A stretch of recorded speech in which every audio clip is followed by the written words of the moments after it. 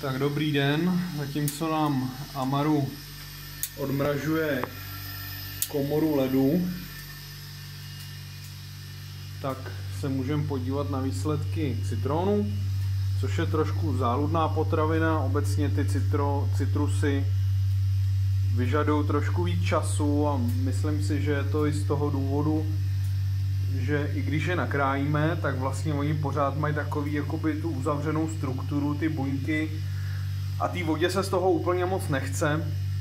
Takže tohle je vlastně výsledek. Jsem se k tomu dostal až po asi 52 hodinách. Nicméně celkový čas sušení podle grafu, nebo kolik by to, tak bych zkusil, kdybych opravdu potřeboval to hnát na rychlost, uvedu ve článku, to odkaz najdete pod videem. A my se tady na to můžeme mrknout na několik způsobů, který jsem schválně tak jako zvolil, kde to začíná vlastně poměrně tenkými plátky, takový halabala rozházený po tom tácu bez čehokoliv dalšího. To samozřejmě jako funguje, čím ten plátek je tenčí, tak tím líp a rychleji se to bude sušit. Tady třeba už jsme zmiňovali metodu ve 2 vrstvách sušení vlastně na pečícím papíru. Dá se, že ta taky funguje, taky jsou to takový o něco tlustší plátečky.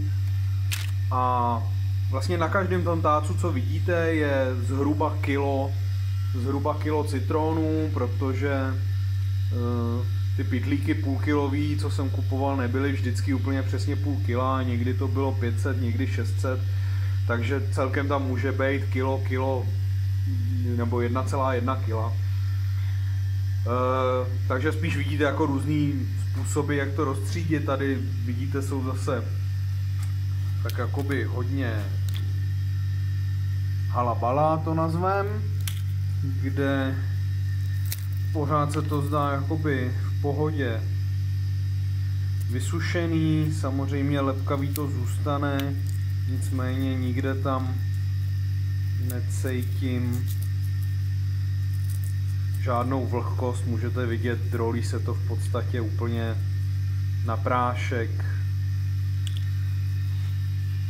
Tady ten tác je potom taky vidíte, že téměř není ve 2 vrstvách, což je výhoda toho, když ty jednotlivé citrusy dosedají celou plochou na ten tác produktový. Ale zase musel jsem je krájet na trochu tlustší kousky, když to tak řeknu. Já si tady jeden ulomím.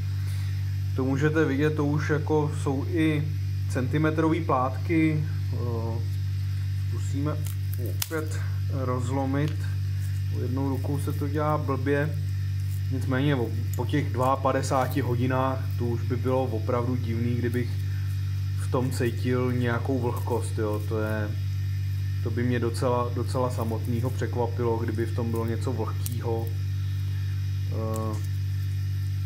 Spíš jde o to, že jestli se vám třeba podaří usušit, už nám padá led z komory, jestli se podaří usušit tenký plátky, prostě já nevím, za 25 hodin, těch 5 kilo, tak tyhle to budou zbytečně jakoby prodlužovat, ale to zase záleží na tom, někdo rád tlustý plátky, někdo tenký. To už potom nechávám na vás. Co je na těch citronech trošku zvláštní, že oni, i když jsou úplně suchý, tak pořád jsou takový lepkavý. Jako pořád z nich je, když je zmáčknu, tak cítím něco, co bych jinak nazval silicema, nebo takovým, on to není olej, no, ale prostě jako, už to není voda, ale